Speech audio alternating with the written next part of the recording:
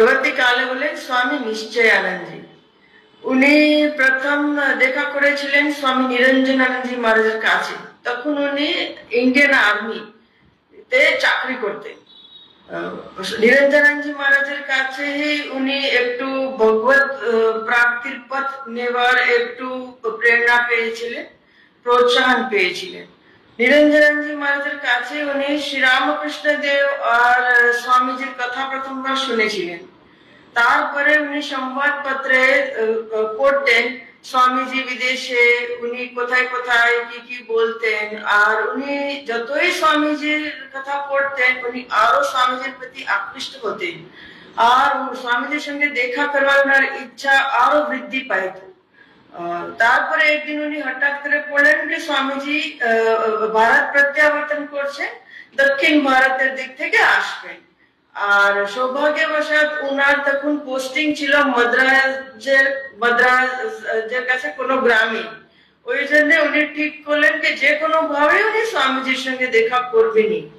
তখন উনি কোনো টাকা পয়সা না নিয়ে বেরিয়ে পড়লেন। ওই জন্য উনি পদব্রজে হাঁটতে শুরু করলেন মাদ্রাজের দিকে যেতে। আর রাস্তা সংক্ষেপ করার জন্য উনি সমুদ্র তীরে হাঁটতে শুরু করলেন। উনি পদব্রজে হাঁটছেন হাঁটছেন হাঁটছেন, হঠাৎ করে দেখছেন যে সন্ধ্যা হয়েছে আর সমুদ্র তীর পুরো অন্ধকার। হঠাৎ করে উনি দেখছেন যে শ্রেণী শ্রেণী শ্রেণী বহু বহু বহু বহু প্রদীপ জ্বালানো হচ্ছে। কারা জ্বালিয়েছে? তো বলছেন জেলেরা, ফিশারম্যান, ওরাই কিন্তু প্রদীপ জ্বালিয়েছে। দেখছেন ছোট ছোট ওদের কুটিয়ার বাইরে আলপনা করা হয়েছে, পাতা দাসোবা ওরা টাঙ্গিয়েছে। সব জায়গাতে আনন্দ উৎসাহ, বাচ্চারা এত আনন্দিত হয়ে খেলা করছে। তখন উনি ভাবলেন যে বাবা পুরো যেটা বলেন সমুদ্র তট প্রদীপে প্রজ্বলিত। উনি ভাবলেন নিশ্চয় এদের কারো কিছু উৎসব আছে। উনি কোন বাচ্চাকে জিজ্ঞেস করছেন, হ্যাঁ গো তোমাদের কি উৎসব আছে আজকে? তখন ও বাচ্চা বলছেন জানতে নেই, জগৎগুরু আয়া হ্যাঁ। তখন উনি ভাবলেন বাবা এরা তো অশিক্ষিত ছোট ছোট বাচ্চারা, যাদের কোনো খবরের কাগজও আসে না, খাওয়ার ওদের জুটে না, খবরের কাগজের প্রশ্নই নেই, কোনো রেডিও নেই, কোনো টেলিভিশন নেই, কি করে এরা সবাই জানলো সত্যি সত্যি স্বামীজি উনি হচ্ছেন জনগণ মনের অধিনায়ক। তখন উনি ঠিক এটা অনুভব করলেন। এই জিনিস দেখে আমরা বুঝতে পারি সত্যি এত গরিব অশিক্ষিত তখনকার আমাদের জনসাধারণরা ওরা কি করে জানলো যে স্বামীজি আসছেন। ওটা নিশ্চয়ই আমরা যখন দেখি স্বামীজি যখন পশ্চিমে ছিলেন, আমেরিকায় ছিলেন, রাত পর রাত উনি কিন্তু ওদের জন্য, দরিদ্র নারায়ণের জন্য, চন্ডাল নারায়ণের জন্য, অন্ত্যেজ নারায়ণের জন্য অশ্রু বিসর্জন করেছিলেন। ওদের জন্য কত কিছু ভেবেছেন, ওদের জন্যই উনি কত পরিশ্রম করেছেন। সেই ওদের স্বামীজির ভালোবাসা, ওটা স্পর্শ পুরো ভারতবাসীরা যখন স্বামীজি প্রথমবার বিদেশ থেকে ফিরেছে তখন তারা পেয়েছিল। ওই জন্যই স্বামীজি একবার ওখানে বিদেশে যখন উনি তখন ভারতের নাম কিন্তু খুবই প্রজ্বলিত করলেন। আর তারপরে ওখানে উনি অনেক ক্লাসেস নিতেন, লেকচার নিতেন। তখন একজন মহিলা একবার ওনাকে কিছু সাজেশন দিল ওনার ধর্ম প্রচারের জন্য। তখন স্বামীজি পরিষ্কার স্পষ্ট ভাবে ওর মুখে বলে দিলেন, madam I am not preaching religion. Swamiji spashta bhave bole dilen, madam I am not preaching religion, I am selling my brain to earn money for the people of my country. If you get any benefit, very well. উনি পরিষ্কার বলে দিলেন আমি যা করছি আমার কিন্তু ভারতবাসীদের জন্য করছি, আমার যারা গরিব নারায়ণ আছে, যারা চন্ডাল নারায়ণ আছে ওদের জন্য আমি কিন্তু করছি। তারপরে যারা যদি আপনি কোনো লাভ পান সেটা কিন্তু ভালো, আপনার উপকার হবে। ভারতে ফিরবার সময় আমরা দেখি একজন ইংরেজ বন্ধু যখন স্বামীজিকে জিজ্ঞাসা করেছিলেন যে এই আপনি ওখানে বিলাস বাহুল্যে এত গৌরবময় এত শক্তিশালী পশ্চিম দেশকে দেখে এসেছেন, এখন যখন ভারত আপনি ফিরে এসেছেন তখন আপনার মাতৃভূমি আপনার কিরকম লাগছে? আর স্বামীজি বলেই দিয়েছেন, আমরা সবাই জানি যে India was holy to me before I left India.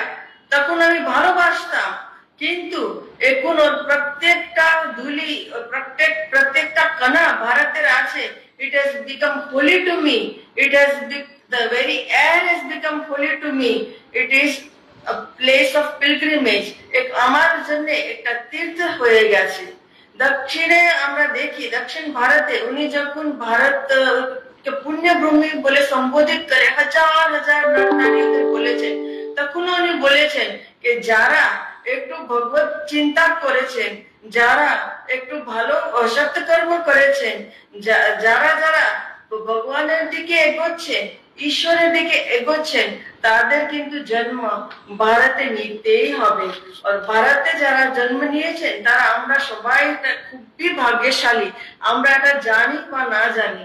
Shrimad ভাগবতমে আমরা দেখছি যে ওখানে 5th স্কন্ধে দেওয়া আছে 19th চ্যাপ্টারে, অহো অম্মিশাম কিমকারি শোভনম প্রসন্ন এশাম স্বিদুতি স্বয়ং হরি এ জন্ম লব্ধম নিশু ভারতাজিরে মুকুন্দ সেবো পরিক্রম প্রিয়াহীনঃ। মিন্স দেবতারা বলছেন এরা কি ভালো কর্ম করেছে, এরা ভারতবর্ষে জন্ম পেয়েছেন, আমরাও কিন্তু ওটার জন্য চাইছি, আমরাও ওটার জন্য পিপাসু, আমরা ভারতে জন্ম নেবার জন্য দেবতারা বলছেন। তারপরেও আরেকটা শ্লোকে ওরা বলছেন যে যখন আমাদের শুভকর্ম শেষ হয়ে যাবে, যখন আমাদের মর্ত্যভূমিতে যেতে হবে, আমরা প্রার্থনা করছি যে আমাদের একটুখানি ভালো কর্ম থেকে যাক, যেহেতু আমরা ভারত ভূমিতে জন্ম নিতে পারবো। ওই জন্য আমরা যখন ভারত ভূমিতে জন্ম নিয়েছি, আমরা সত্যিকারে খুবই ভাগ্যশালী। এটা আমরা এখন যখন দেখি, যদি আজকাল আমাদের একটু বিজ্ঞানের যুগ, আমরা এইসব কিছু একটু মানতেও একটু দ্বিধা করি, একটু আমাদের শক হয়, তখন আমরা দেখি যে নাসা ওরা কিন্তু কিছু সংশোধন করেছেন। ওরা বলে একটা ভ্যান অ্যালেন রেডিয়েশন বেল্ট আছে। ওটার মানেটা কি, যে ওই জায়গাতে এনার্জির পার্টিকলস খুবই চার্জড। তো ওটা ওরা আবিষ্কার করেছে যে ভারতে কাসার দেবী আলমোরাতে ওই এনার্জির পার্টিকলস গুলি খুবই চার্জ, ওই জন্য ওখানকার অ্যাটমসফিয়ার খুবই চার্জ। ওই জন্য আমরা জানি স্বামীজি বারে বারে চাইছিলেন আলমোরা যেতে, আর আলমোরা যখন উনি কাসার দেবীর গুহাতে বসেছিলেন, উনি ঠিকই করে নিয়েছিলেন যে উনি আর ওখানে ধ্যানে মগ্নে থাকবেন, উনি আর কিছুই করবেন না। কিন্তু যেন কেউ ওনাকে ধাক্কা দিয়েছে সেটা আলাদা কথা, কিন্তু এখন আমরা দেখি কি ওখানকার এনার্জি পার্টিকলস, ওখানকার কনসেন্ট্রেশন, এটা নাকি বিশ্বে 3 জায়গাতে আছে, একটা পেরুতে আছে, একটা স্টোনহেঞ্জ ইংল্যান্ডে আছে, আর ভারতে কাসার দেবীর কাছে আছে। ওই জন্য এটাও একটু প্রুভ করে যে সত্যিকারে আমাদের ভারত ভূমি আছে, সেটা কি পুণ্য ভূমি আছে। যদি আমরা ভারতের আরো একটু গভীরতর ওদের মানেটাতেও যাই, ভারতবর্ষ, এখন তো আমরা ওটাকে ইন্ডিয়া বলি, সত্যিকারই ইন্ডিয়া শব্দ তো আমরা পেয়েছি সব ব্রিটিশদের কাছে, তার এমন কিছু মানেও হয় না। ভারতবর্ষের যদি আমরা মানে দেখি, তখন আমাদের শাস্ত্রগুলিতে ওখানে লেখাই আছে, আমাদের গ্রন্থে, যে মহাসাগরের উত্তরে আর তুষার শ্রেণী পুরো আছে, তুষার মণ্ডিত পর্বত শ্রেণীর দক্ষিণে যে বিস্তার আছে, যে বর্ষ আছে, বর্ষানি দেশ, ওই দেশকে ওরা ভারত ভূমি বলছে। তো ভারত ভূমি আছে হিমালয় আর কন্যাকুমারীর মাঝে যা পুরো বিস্তার আছে তাকে ওরা বলছে। এবার ভা মানে কি, তো বলছেন জ্যোতি। ভা মানে কি, তখন বলছেন প্রকাশ। ভা মানে কি, লাইট। ভা মানে জ্ঞান। প্লাস যখন আমরা রত বলি, মিন্স লীন, যারা জ্ঞানে লীন আছে, যেখানে ওখানকার ভারতের বাসিন্দারা যারা জ্ঞানে লীন আছে, যারা প্রকাশে লীন আছে, যারা জ্যোতিতে লীন আছে, তারা হচ্ছে ভারতীয়। ওদের আরো একটা শব্দ আমরা ইউজ করি ওটার জন্য, ওটা হচ্ছে আর্য শব্দ। কেননা ভারতের আরেকটা শব্দ ব্যবহার করা হতো আর্যব্রত, यानी ভারত দেশ। যখন পার্সিয়ানরা ওরা যখন ভারতে এসেছে, তখন ওরা সিন্ধু নদীর পাশে যারা থাকে, এবার সিন্ধুকে ওরা হ প্রনাউন্স করতো, হ উচ্চারণ করতো, ওই জন্য ওরা হিন্দু নাম দিয়েছে। আর যারা ওখানে থাকতো ওদের হিন্দুস্তানি ওরা বলতো। এবার যারা ইংরেজরা যারা যখন এসেছে, ব্রিটিশরা এসেছে, ওরা কিন্তু এই সিন্ধু নদীকে ওরা ইন্ডাস নাম দিয়েছে। এবার ইন্ডাস এর কাছে যারা থাকতো তাদের ওরা ইন্ডিয়ান নাম দিয়েছে। কিন্তু ইন্ডিয়ার এমন কিছু তাৎপর্যপূর্ণ কোনো মানে হয় না যেমন ভারতে। ওই জন্য আমাদের দেশের নাম ঠিক ঠিক দেখা গেলে তো ভারতবর্ষে আমরা ওটা ব্যবহার করলেই উচিত। আর এখানকার যা সভ্যতা ছিল, যা সংস্কৃতি ছিল, ওটা তো অনেক পুরানো, অনেক প্রাচীন আর অনেক বিকশিত সংস্কৃতি, পুরো ফ্লারিশ করতো, পুরো বলতে গেলে कि পুরো সমাজকে নারিশও করতো, ফ্লারিশও করতো। আর প্রায় 3000 বছরের থেকেও বেশি। ধীরে ধীরে ধীরে ধীরে আমরা দেখছি যে আমরা আমাদের নিজের সংস্কৃতি, নিজের পরিচয় আমরা ভুলে গেছি। আমাদের যে প্রাচীন সংস্কৃতি ওটা কত যে সমৃদ্ধ ছিল, তো সেটা আমরা বিস্মৃত হয়ে পড়েছি। কেন আমরা ভুলে গেছি? কেননা ব্রিটিশাররা ওরা নিজের প্রভাব আমাদের উপরে ওটা করবার উপরে অধ্যারোপ করবার জন্য ওরা কি করেছে, আমরা যে দুর্বল সেটা ওরা সাবিত করবার জন্য, সেটা ওরা প্রুভ করবার জন্য ওরা নিজের মতন একটা ইতিহাস গড়ে তুলেছে। আর সেটাই এখন আমরা মনে করি। আর এই জন্যই আমরা আমাদের দেশের নামটাও ইন্ডিয়াই আমরা মনে করি, আমাদের ভারতবর্ষের মানেটাও আমরা জানি না। বিশেষ করে আমরা দেখি লর্ড ম্যাকলে, উনি যখন ভারত এসেছেন ইংল্যান্ড থেকে, উনার মুখ্য কাজ ছিল উনি ইংরেজি ভাষা এবং ইংরেজি শিক্ষণ প্রণালী উনি ভারতে ইন্ট্রোডিউস করলেন। তো তার আগে উনি কি করেছেন, উনি পুরো ভারতের উনি ভ্রমণ করেছেন, উনিও ওটা অ্যানালাইজ করেছেন। তারপরে উনি ব্রিটিশ পার্লামেন্টে 2 ফেব্রুয়ারি 1835 উনি নিজেই বলছেন, I have traveled across the length and breadth of the country, but I have not seen one person who is a beggar, a thief. এখন আমরা নিজেই ওটা আশ্চর্য পাই যে এটা কি হতে পারে, কিন্তু সত্যিকারে সেরকম ভাবেই ছিল। উনি বলছেন আমি পুরো দেশে পরিভ্রমণ করেছি, আমি একজন চোরকে পাইনি, একজন ভিখারিকে পাইনি।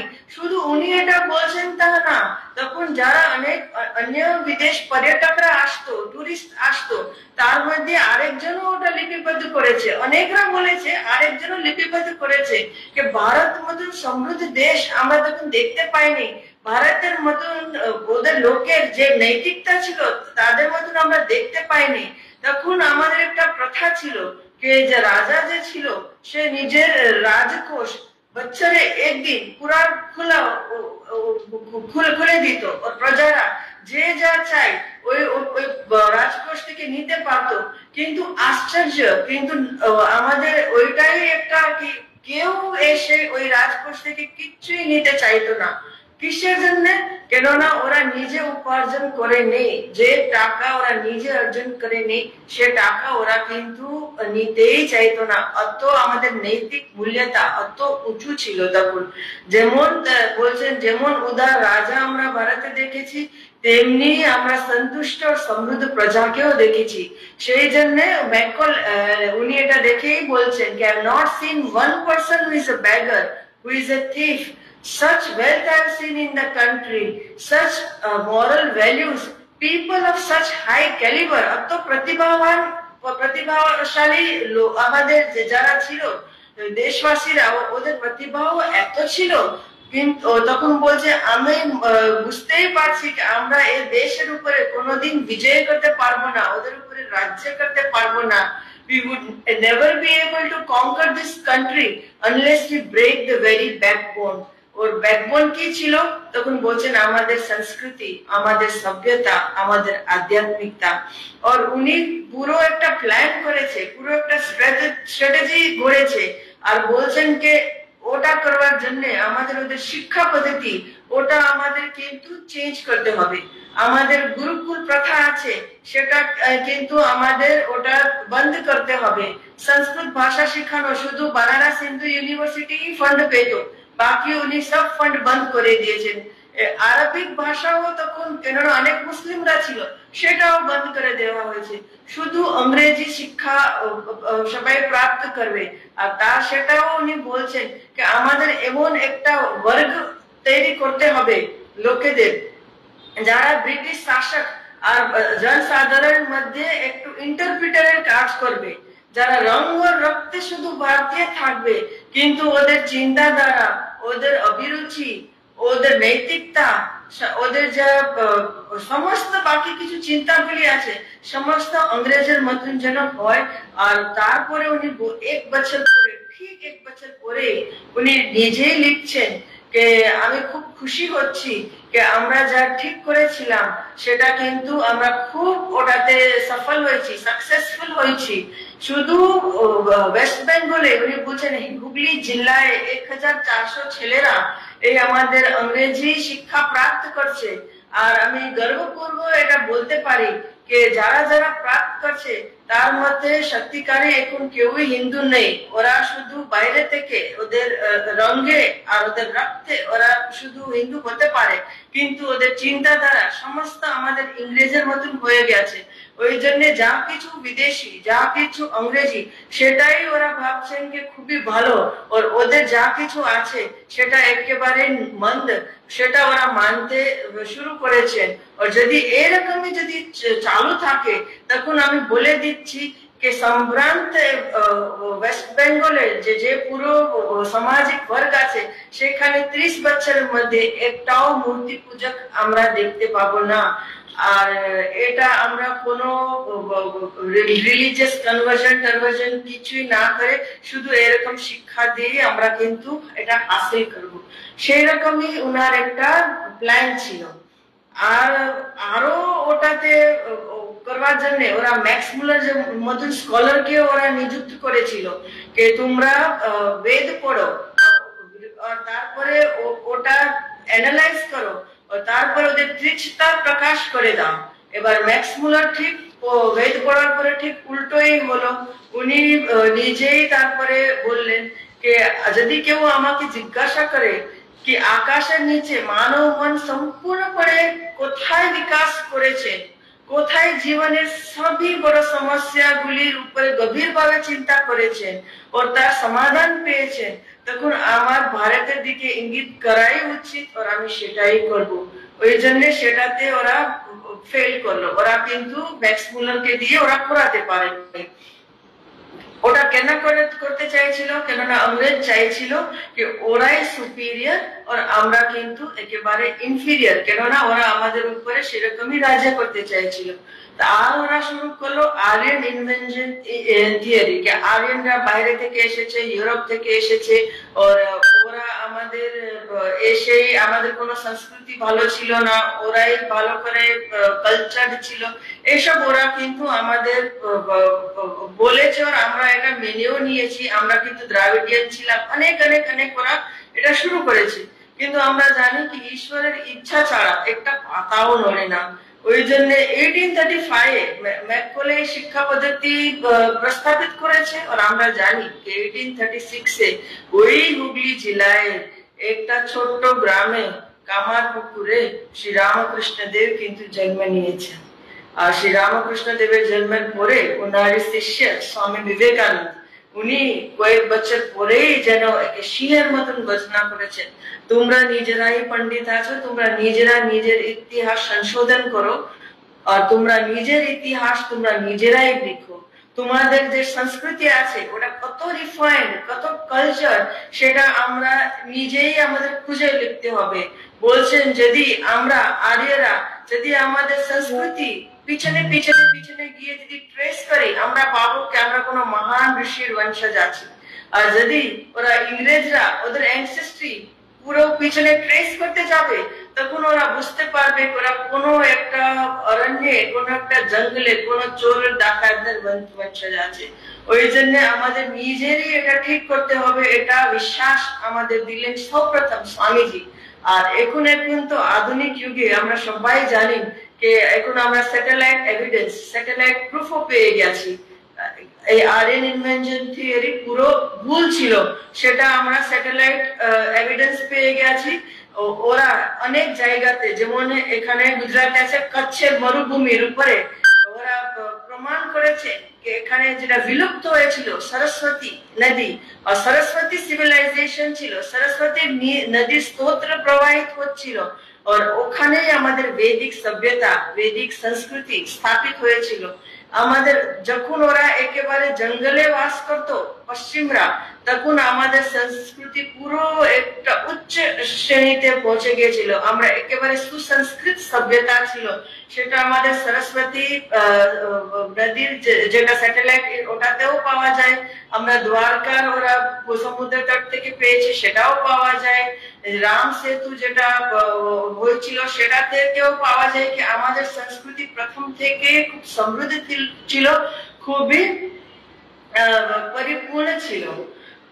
তারপরে আর আমরা দেখি যে সংস্কৃত আমাদের যে ভাষা ছিল, এখন কম্পিউটারেও ইউজ হয়, কোডিং ল্যাঙ্গুয়েজ হিসাবে ইউজ হয়, ওই সব দেখেই আমরা এখন বুঝতে পেরেছি। ঋগ্বেদেও সরস্বতী নদীর বর্ণনা করা আছে, অম্বি তমে নদী তমে দেবী তমে। অম্বি তমে यानी বেস্ট অফ মাদার্স, নদী তমে নদীর মধ্যে শ্রেষ্ঠ, দেবী তমে দেবীর মধ্যে শ্রেষ্ঠ। ও সরস্বতী আপনি বাগদেবী আছেন। আর সরস্বতীর তরে আমরা জানি যে সবই অ্যাস্ট্রোলজি হই, বেদ, বেদাঙ্গ, আয়ুর্বেদ, সব সব সব গণিত, সবই আবিষ্কার যা হয়েছিল সে সবই কিন্তু সরস্বতী তীরেই হয়েছিল। মার্ক টুয়েন উনি লিখছেন, India is the cradle of human race, birth place of human speech, mother of history, grandmother of legend, Dantkatha grandmother and great grandmother of tradition. ওরাই এখন আস্তে আস্তে ধীরে ধীরে ধীরে ওরা স্বীকার করছে। The case history of India, ওটাতে উইল ডুরান্ট, উনি আমেরিকান ইতিহাসকার, উনি নিজেই বলছেন India was the motherland of European language. European ল্যাঙ্গুয়েজের মাতা কে ছিল? তখন বলছেন India. She was the mother of our philosophy. এখন ওরা স্বীকার করছে। Mother of mathematics to the Arabs, mother of Christianity through Buddha, sabhi ora bolche, mother to the village community, mother of self-government and democracy. India is our mother in many ways. এটা কিন্তু ওরা এখন স্বীকার করছে। এখন স্বামীজি উনি তো আমাদের এই সাহস, ওই প্রথম থেকেই আত্মশ্রদ্ধা উনি আমাদের প্রথম থেকেই দিয়েছেন। উনি যখন ভারতে 6 বছর পুরো ভারত পরিভ্রমণ করলেন, তখন উনি পুরো গোটা ভারতকে দেখেছেন, গোটা ভারতকে উনি বুঝেছেন, ভালো করে বুঝেছেন। উনি কি দেখেছেন? উনি হিমালয়ের তুষারমণ্ডিত পর্বত দেখেছেন, উগ্র কন্যাকুমারী সমুদ্র দেখেছেন, পশ্চিমে উনি সোমনাথ, নারায়ণ সরোবর, দ্বারকা, প্রভাস দেখেছেন। উনি কিন্তু পুরো গঙ্গার দেখেছেন, যে উত্তরে আমরা বলি গ্যাঞ্জেটিক প্লেন, সমভূমি, সেটা উনি পরিভ্রমণ করেছেন। তারায় একেবারে সবুজ আচ্ছাদিত বৃক্ষগুলি, ওটা উনি পরিভ্রমণ করেছেন। কেরালা অব্দি উনি গেছেন। তারপরে উনি কি নিজে দেখেছেন? উনি দেখছেন কি আমাদের যে ভারত আছে সেটা লক্ষ লক্ষ লক্ষ লোকেরা যারা আছে ওরা গরিব, ওরা কুটিয়াতে বাস করে, ওরা এক বেলা খাওয়াও পায় না, ওর খাওয়ার আশা, ওর কান্না ওদের বন্ধ হয়ে গেছে, কেননা ওদের কোনো আশাই নেই। আর একদিকে আছে কি আমাদের রাজপ্রাসাদ, ওরা খুব বিলাসী হয়ে গেছে। আর উনি দেখছেন সাধুরা, ওরা মঠে বাস করে, ওরা নিজের মুক্তি ছাড়া আর কিছুই কোথায় তাকায় না। আর উনি দেখছেন যারা নিজেকে উচ্চ শ্রেণীর লোকেরা বলে, ওরা নিজেরাই কিন্তু সব জনসাধারণ ও স্ত্রীকে ওরা শোষণ করছেন। আর উনি দেখছেন ওটার সঙ্গে পুরোহিতরা, পণ্ডিতরা, ওরা কিন্তু আমাদের যেটা উপনিষদিক ধর্ম ছিল ওই ধর্মকে পুরো বিকৃত করে ছুঁয়াছুঁয়ের ধর্ম পুরো করে ফেলেছেন। আর ভারত হয়ে গেছে দিনহীন ও দুর্বল। ওই জন্যে উনি যখন পশ্চিমেও গেলেন, উনি পশ্চিমের যখন সমৃদ্ধি দেখলেন, তখন ওনার ভারতবাসীর জন্য ওনার আরো গভীর ভাবে ওদের জন্য উনি ভাবতে লাগলেন কি করে ভারতকে উনি তুলতে পারেন, সেটাই ওনার মনে সারাক্ষণ চিন্তা ছিল। সিস্টার নিবেদিতা লিখছেন, India throb in his breast, India beat in his pulses. ভারত ছিল তার দিবা স্বপ্ন, ভারত ছিল তার দুঃস্বপ্ন, তিনি ভারতই ছিলেন। তিনি ছিলেন ভারতের আধ্যাত্মিকতার প্রতীক, তার পবিত্রতা, তার প্রজ্ঞা, তার শক্তি, তার ভাগ্যের প্রতীক। তিনি হয়ে উঠেছিলেন কন্ডেন্স ভারত, এটা আমরা সবাই জানি। উনি ভারতের সব খারাপ দিকও দিয়ে দেখেছিলেন, তার সঙ্গে উনি ভারতকে, উনি যখন কন্যাকুমারী ধ্যান করেছিলেন তখন উনি দেখেছিলেন যে ভারত যখন হবে, ভবিষ্যৎ ভারত সে আবার উঠবেন, আর এখন প্রাচীন ভারত থেকেও ও আরো উচ্চতম ওটা প্রাপ্ত করবেন, ক্ষমতা প্রাপ্ত করবেন। ওটা শুরুয়াত উনি নিজেই বুঝতে পেরেছেন হয়েছেন রামকৃষ্ণ দেব থেকে। তখন উনি দেখেছিলেন রাজা রামমোহন রয়কে, কেশব চন্দ্র সেনকে, স্বামী দয়ানন্দ সরস্বতীকে। তখন উনি বুঝেছিলেন যে এখন ভারত উঠতে শুরু করেছেন। আর এই জন্য উনারও একটা আশা হয়েছিল যে আমরা শীঘ্রই উঠে পড়বো। এমনি বলতে উনি ভারতের কুণ্ডলিনী শক্তিকে উনি জাগ্রত করে দিয়েছিলেন। আর আস্তে আস্তে আমরাও দেখছি যে ভারত এখন উঠতে শুরু করেছে। স্বামীজি এখন যখন আমরা সবাই মায়েরা এখানে আছি, তখন আমার এখানে বলা উচিত যে স্বামীজি চাইছিলেন কি মেয়েরাও উঠবে, মেয়েরাও যে ফ্রিডম, যে ফ্রিডম ওরা বিদেশিরা পেত সেটা আমাদের মহিলারাও পায়। কিন্তু উনার একটা শরৎ ছিল, যেমন যেমন দিন যাচ্ছে আমার তাই মনে হচ্ছে যে সেটা কিন্তু উনি খুব গভীর ভাবে, উনি যুগদ্রষ্টা ছিলেন, উনি দেখেছিলেন যে ভারতীয় নারী শুধু ফ্রিডম পেলে শুধু হবে না, ওটার সঙ্গে ওনার ভারতীয় নারীকে আধ্যাত্মিকতা কিন্তু ছাড়তে নেই, not at the cost of spirituality. উনি নিজেই বলেছেন ওরা মডার্ন সায়েন্স শিখুক, but not at the cost of spirituality, not at the cost of purity. উনি ভারতীয় মহিলাকে খুব চাইছিলেন যে ওরা রাজপুতের স্ত্রীর মতন বীর হোক, শিখদের মতন ওদের বিশ্বাস হোক, ওরা ভক্তিমতী হোক, কিন্তু ওরা সীতা ও সাবিত্রী ওর মতন পবিত্র হোক, সহিষ্ণু হোক। আজকে যখন আমরা সমাজে দেখি তখন আমার এটা খুবই মনে হয়। আর ওই জন্য উনি আবার বলেছেন শ্রী শ্রী মা এই যুগের আমাদের আদর্শ মহিলার যদি আমরা দেখি আদর্শ নারী, তখন আমাদের সামনে একটা রোল মডেল রামকৃষ্ণ দেব ও স্বামীজি রেখে গেছেন, সেটা হচ্ছেন শ্রী শ্রী মা। আমরা শ্রী শ্রী মায়ের মধ্যে দেখি উনার কিন্তু কমপ্লিট ফ্রিডম ছিল, ইন্ডিপেন্ডেন্স ছিল, নিজের কিন্তু ডিসিশন উনি নিতেন। প্রথম থেকে আমরা দেখেছি রামকৃষ্ণ দেব কেউ বলে দিতেন, কেউ মা বলে আমাকে ডাকলে আমি কিন্তু কিছু করতে পারবো না।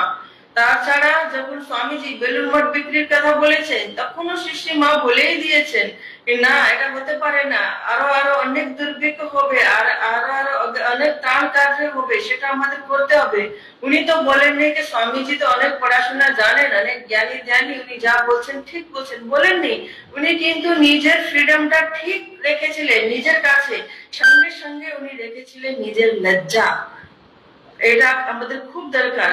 মা শ্রী শিবা যখন শেষ সময় এসেছেন তখনও ওনার সেবিকা একজন, কেউ বক্তা এসেছে, বয়স্ক বক্তা এসেছে, কেউ সাধু এসেছে ওনাকে প্রণাম করতে। তারপরে উনি ওনার সেবিকাকে উনি বকছেন যে তুমি, আমি তো এখন করতে পারছি না, তুমি একটা কাপড় আমার মাথায় দিতে পারোনি, লজ্জাশীলা। কিন্তু আমাদের এটা খুবই রাখতে হবে। আজকাল আধুনিক নারীদের আমাদের এই জিনিসটা, বিশেষ করে ভারতীয় নারী, আমরা যদি এটা হারিয়ে ফেলি, আমাদের এখন অনেক কিছু ঘটে ভারতে, আমরা দেখি দিল্লিতে ঘটে, অনেক অনেক শহরে ঘটে, তখন একবার আমার মনে হয় অনেকটা আমরাই দায়ী। কেননা আমরাও আমাদের মর্যাদা কিন্তু শ্রী মায়ের মতন বজায় রাখতে পারছি না। আমরা মাঝরাত্রেও আমরা এরকম যেমন তেমন বেরিয়ে পড়ছি, আমরা নিজের ডিগনিটি রাখতে পারছি না। ওই জন্যই আমরা অনেক কিন্তু এইসব দুর্ঘটনাগুলি যেটা ঘটছে সেটার অনেকটা দায়ী মেয়েরাই আছে। আমরা ফ্রিডম পেয়েছি, কিন্তু ফ্রিডম আমরা ঠিক ঠিক ইউজ করতে জানি না। আজকাল আমরা দেখি ফটাফট আমাদের ডিভোর্সের কেসেসও বেশি হয়ে যায়, কেননা আমরা সহিষ্ণু নেই। মেয়েদের ফট কিছু একটা হয়ে গেলে আমি সহ্য করতে পারবো না। যদি আমরা নিজের বাড়িকে নিজের মনে না করি, যদি নিজের আপন মনে না করি, যদি আমরা নিজের ফ্যামিলিকে না রাখতে পারি, তাহলে আমরা সমাজে কি করতে পারবো, আমরা দেশকে কি করে রক্ষা করতে পারবো আমি জানি না। ওই জন্য এইসব স্বামীজি বলেই দিয়েছেন, আমাদের আদর্শ হবে সীতা। সীতার মতন সহিষ্ণুতা আমাদের চাই, সীতার মতন পবিত্রতা চাই। শ্রী শ্রী মায়ের জীবনে আমরা দেখেইছি, আগে আগে উনি চন্দ্রমাকে প্রার্থনা করেছিলেন, তোমার মধ্যেও বাবা একটু ডাক আছে। ঈশ্বরকে বলছেন চন্দ্রমার মধ্যেও ডাক আছে, আমার জীবন কিন্তু যেন ডাক না থাকে। ওই জন্য আমাদের কিন্তু শ্রী শ্রী মাকে আদর্শ যদি আমরা এই সময় না করি, তাহলে কিন্তু আমাদের আগে আগে আমাদের সভ্যতা রক্ষা করাও মুশকিল হয়ে যাবে। আমি খুবই একটা সিম্পল এক্সাম্পল দিই। অনেক আমাদের মেয়েরা আজকাল সকালে 8টায় উঠে, 9টায় উঠে, 10টায় উঠে, 11টায় উঠে। এবার আমরা আমাদের সভ্যতাকে যদি আমরা এরকমই দেরিতে উঠি, যদি আমরা বিদেশের যেখানে যারা আচরণ করে সেরকম করি, আমরা কি করে আমাদের সভ্যতাকে আমরা রক্ষা করব, সেটাই একটা প্রশ্ন হয়। ওই জন্য আমাদের স্বামীজির আদর্শ, স্বামীজি যা বলে গেছেন সেটা ভালো করে বুঝতে হবে। তাহলেই আমরা কিন্তু আমাদের আধ্যাত্মিকতাকে বজায় রাখতে পারবো।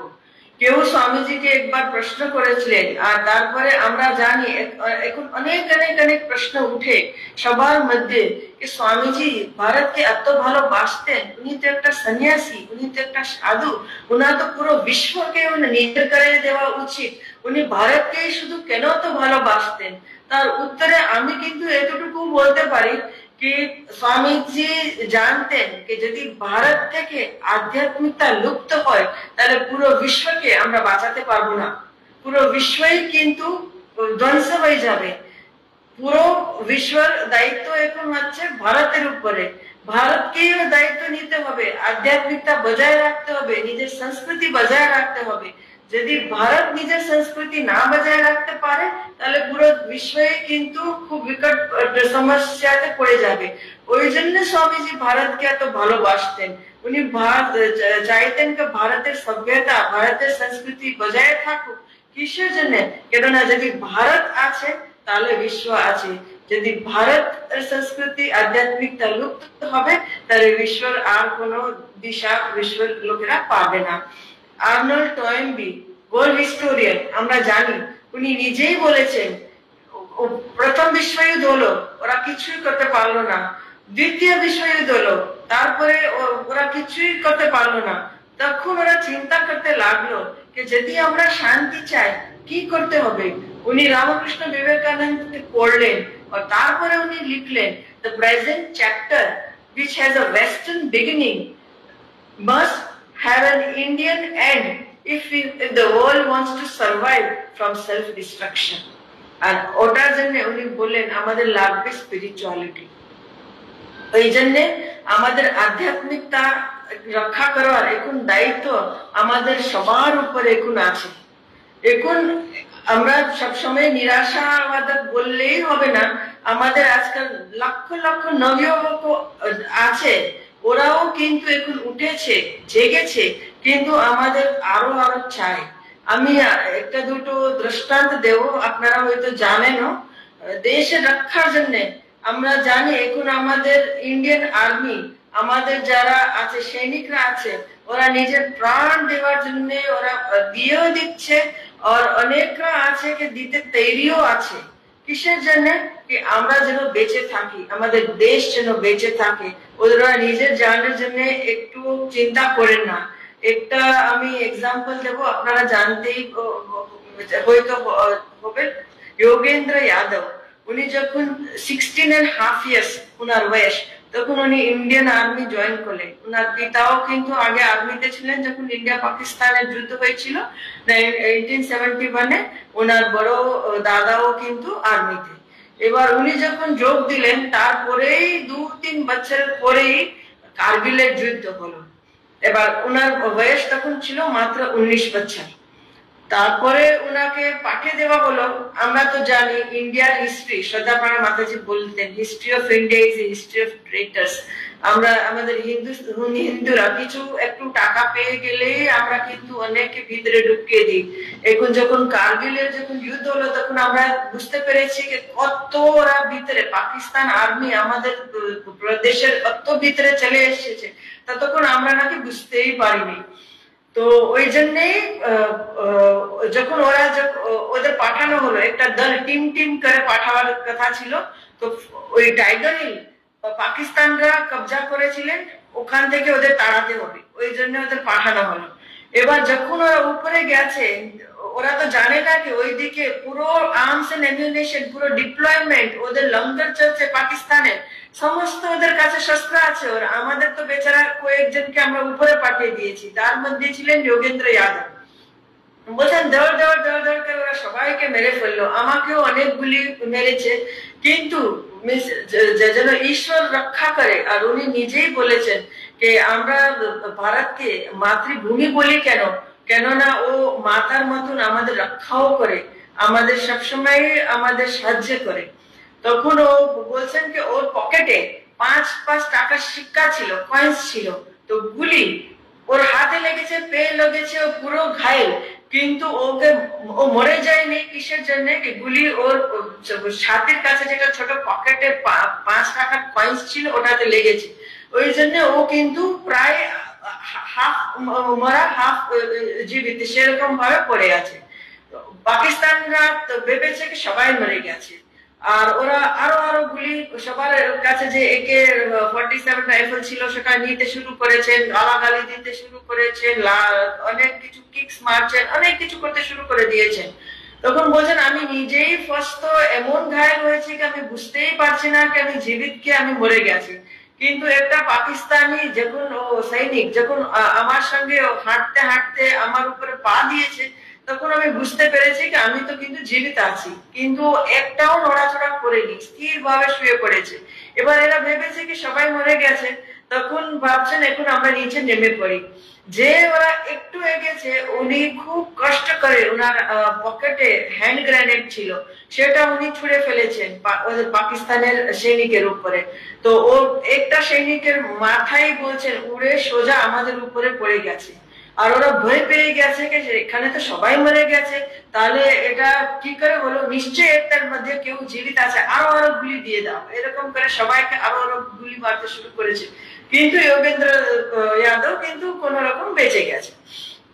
এবার উনি যে কোন রকম কাছের যে সৈনিক ছিল তার রাইফেল নিয়ে অনেক ওই পজিশন থেকেই রাইফেল ছুড়েছে।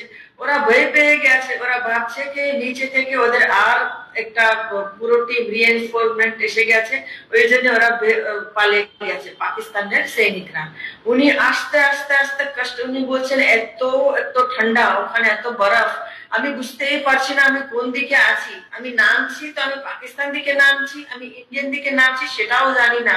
আমার কিন্তু আর্মিরও কোনো তজুরবা নেই, আমি শুধু 2-2.5 বছর আমি ওখানে আর্মিতে, কোনো আমার এক্সপিরিয়েন্স নেই, আমার বয়সও এমন কিছু নেই, 19 সালের বয়স, আমি কতটুকু বুঝতে পারছি, খালি খালি আমি ভারত মাকে ডাকছি। আস্তে আস্তে আস্তে আস্তে করে আমি একেবারে নিচে স্লোপে ঘিসে ঘিসে ঘিসে ঘিসে ঘিসে পুরো রক্ত শরীর থেকে পড়ছে, সেরকম ভাবে পড়েছি, আমাদের দিকেই পড়েছি, সেটা ঠিক হয়েছে। ওখানে ওরা ওকে আগে তো শরীর খুব ঠান্ডা হয়ে গেছে, গরম দিয়েছে, জল খাইয়েছে, তখন ও পুরো ইনফরমেশন দিয়েছে এরকম এরকম ওদের প্ল্যান আছে, একটু একটু যা শুনেছে, পিছনের দিকে ওদের পুরো আর্মস এন্ড অ্যামিউনিশনের ডিপ্লয়মেন্ট আছে, সমস্ত ইনফরমেশন দেওয়ার পরে ওনার হসপিটালে ওনাকে আস্তে আস্তে শিফট করা হয়েছে, দিল্লিতে আনা হয়েছে।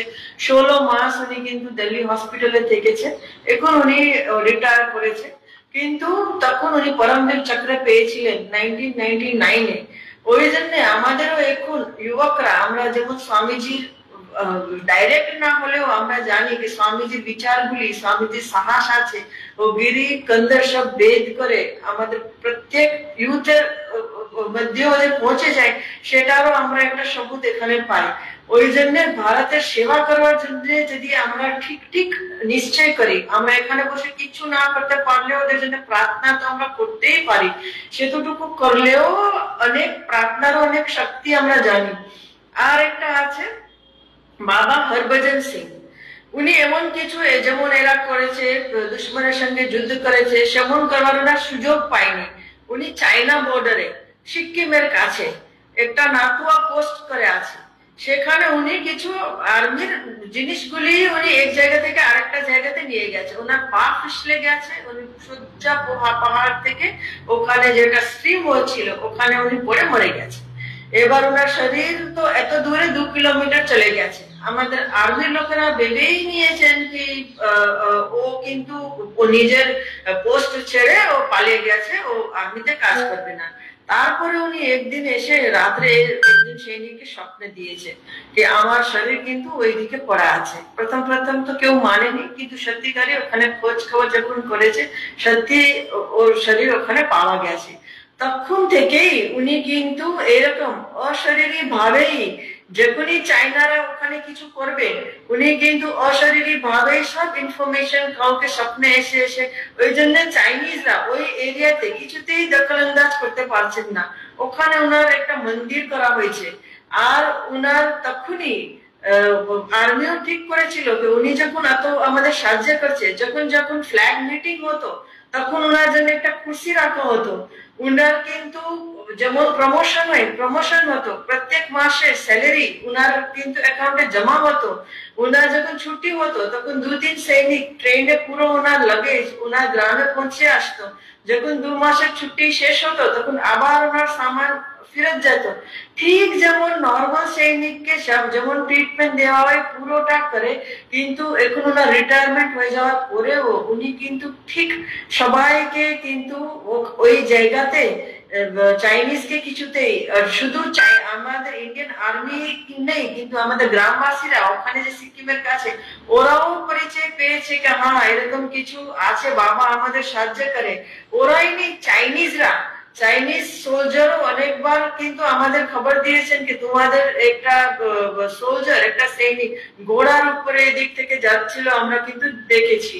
ওই জন্য যাদের ইচ্ছে আছে ওরা কিন্তু ভারতের জন্য শরীর ছাড়বার পরেও আমাদের দেশে রক্ষা করার জন্য ওরা কিন্তু আমাদের সাহায্য করতেই যাচ্ছে, সেটা আমরা দেখছি। আরেকটাও আমরা শুনছি, আমরা কিন্তু এটা হরভজন সিং এর তোরা মন্দিরও করেছে। অনেকবার দেখা হয় কি ওনার জুতোর উপরে মাটি দেখা যায় যে ওটা মন্দির করেছে, ওখানে ওনার ড্রেস ওনার জুতো সমস্ত রাখা আছে। ওইসব দেখেই আমরা দেখি যে আমরা যদি চাই আমরা কিন্তু দেশকে অনেক মেথডে আমরা কিন্তু সাহায্য করতে পারি। আর এইটা ওই জন্যই আমরা কিছু না করতে পারলে একটু প্রার্থনা তো ওদের জন্য করতেই পারি। ওই যদি আমরা এটা করি তখন আমাদের যে স্বামীজি যেটা ভিশন ছিল যে ভারত আবার আমি দেখছি উঠছে ঝাঁকছে আর আগের মতন আগে বাড়বে, সেরকম ভারতও আমরা দেখবো যে ও ভারত ভূমিও আগে নিজেই উঠবে। রবীন্দ্রনাথ ঠাকুর উনি একটা বাংলাতে একটা কবিতা লিখেছেন, আমি এত ভালো বলতে পারবো কিনা তো আপনারা হয়তো ওটা জানবেনই। রাত্রি প্রভাতিলা উদিলো রবি ছবি পূর্ব উদয় গিরি ভালে গাহে বিহঙ্গনা পুনয়া समरना नव जीवन रस डाले तव करुण रुणा रागे निद्रित भारत जागे तव चरणे नत माथा जय जय जय हे जय राजेश्वर भारत भाग्य विधाता जय हे जय हे जय हे जय जय जय हे। আমি ওটার ইংরেজি আপনাদের দরকার নেই, তবু যদি করি the night has dawned, the sun is up in the horizon, on the crest of the eastern mountain birds sing, sweet breeze blows, and new vigor is seen in our lives, entering our lives. By your grace the sleeping India awakens. At thy feet I bow down to the nation. Victory, victory, victory.